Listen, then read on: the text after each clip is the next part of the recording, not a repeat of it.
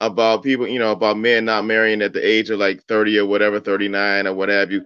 And then for me personally, I got married for the first time at 52. And for me, it's all about me biding your time, seeing what's out there and making your choices. And for the brothers out there, you just got to ask some serious questions because it's your time, your money, your emotion, and you got to know what it is you seriously investing into, and you have a right to ask questions, as do the ladies. Okay, Trent. So y'all listen to this. I don't know if y'all if he said it too fast, but I'm gonna slow it down because maybe they didn't catch it. Trent just said he got married for the first time at 52. And my 55th birthday is coming up at the end of the month, so go figure. Love it. There's not a lot of people who will be honest to say if there was some kind of thing that kind of like they weren't ready, they weren't emotionally ready or whatever it was. Like so no cap, tell the truth. Why hadn't you gotten married, or had you been in serious relationships before that though? Yes, sir. My last relationship before I got married was almost 12 years running. Okay, so you do understand long-term relationship. So I absolutely do. So, but just not married. Just never married until now. It just, all those years it just didn't happen.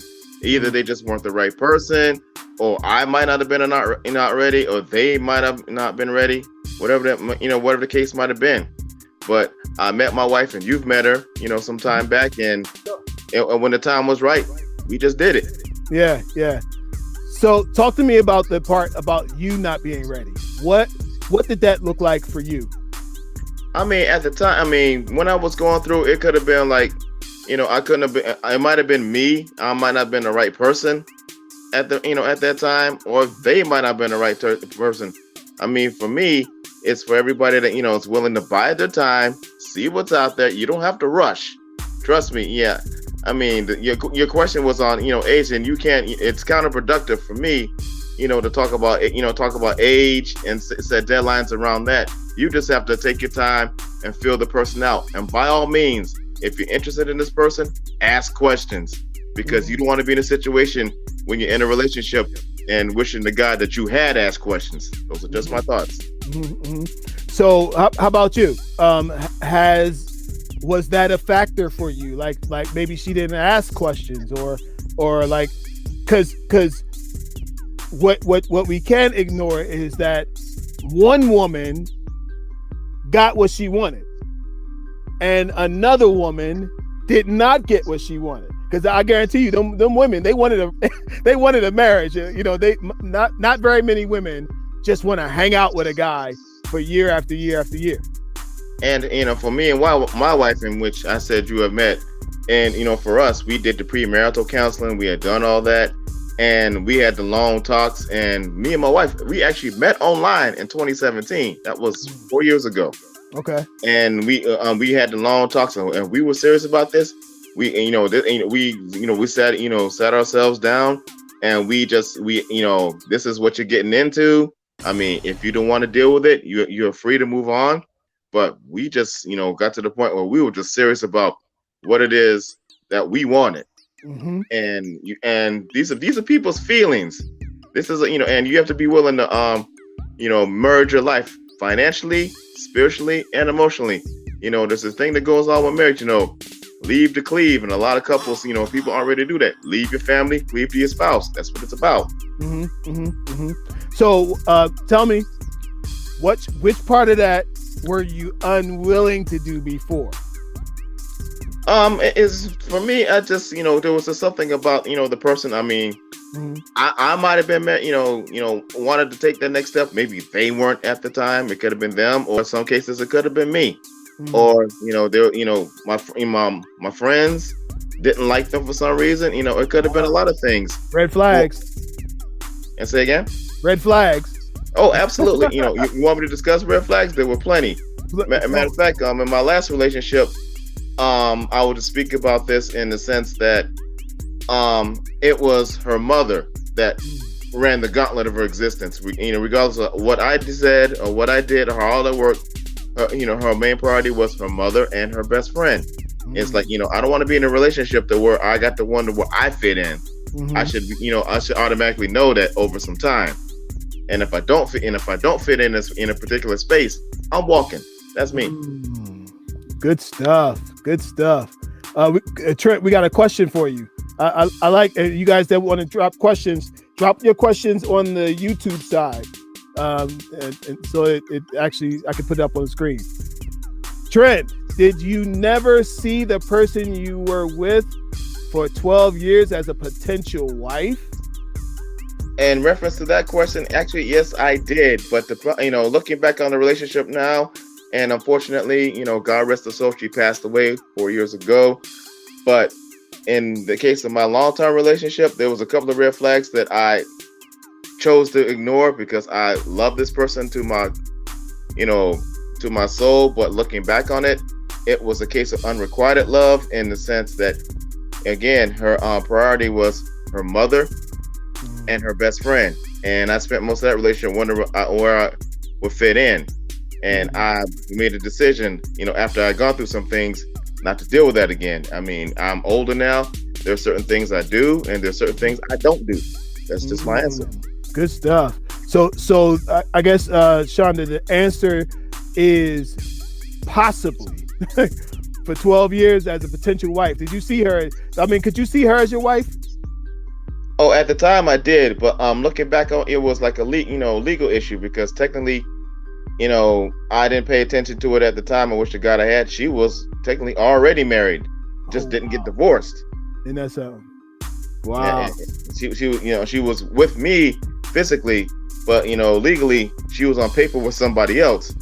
She claimed at the time that we were together that she had signed a piece of paper and she couldn't find this person to finalize the divorce, which I think is BS. Looking back all of it now, and I'm not going to trash this person based on the fact that they're no longer here to defend themselves. Even though I could say a lot more things about this person, but based on the fact that this person passed on, I'm not going to do that, because if I do start doing that, what does that say about me? Yeah. Well, I definitely don't want you to trash her, but I want you to admit that the truth, and the truth is inconsequential. It is what it is. And Marlena says Yahweh spares you. I believe it. Looking back on all of it now, and it's the person I'm with now. I'm with now, and who is my wife, and I love her, and she has my back, and she is in tune with my mind, spirit, and all my aspirations, and I cannot ask for anything better. I absolutely cannot. Nice. That's what's up, Trent. So before you get out of here, give us a couple of writer downers, man. Something to pay attention to. What are some red flags that people absolutely should not ignore? And the final answer on the question: is it a red flag to be over 35, be in your 40s, being older, and not having crossed the path? So give us the red flags first. One of the red flags, and I'm going, and this is the age of 2021 and 2022, and I know people meet and interact through social media, and there's a lot, if you know anything about social media, there's a lot of game being run on social media. A lot of game. One thing is, if you're meeting somebody on social media and you're talking, if there's no video chat, and if there's only texting, and if people's feelings inadvertently get involved, eventually you will want to meet this person, and if they don't want to meet, that's definitely a red flag. And that's to me, that's just definitely a red flag, and you have to pay attention. And most importantly, you have to also pay attention. There are two kinds of conversations: what the person's saying and what the person is not saying, and you have to pay attention to both. You have to be able to read between the lines. Those are just my thoughts. Good stuff. Yeah, I love that. You're talking about body language and the things that people leave out of the conversation that they definitely should be leaving in, should be having conversations about. Yeah, I think lack of conversation, sometimes lack of communication, is sometimes more telling than what a person is actually saying. What they're not saying is more important. I agree with you 100%, Kelvin. And the thing is, and my thing is, just because a relationship starts online Does not mean it has to end there. You can start on the platform, but if you want a real relationship, real life is not happening on Facebook. It's not happening on Instagram or Twitter or Snapchat. Real life is out here in these streets, as they say. Mm-hmm. And eventually, if you're interested in this person, you're gonna want to meet them face to face. And because for me, and this is just me going off of Instagram as a point of reference, if you will. I mean, what I see on Instagram is a lot of ladies, putting like suggestive pictures and all that, which is great. And I'm from the old school. If you was crushing or feeling somebody, how many pictures did you actually need? One. That's it. True. And the thing is, that one image, if you really like this person, that will burn in a brother's brain for days at a time. You don't need 1,000. I don't need 1,000 reminders to know, what you look like. If you find, all you need is one. Okay. Again, it's just one. That's it. Facts.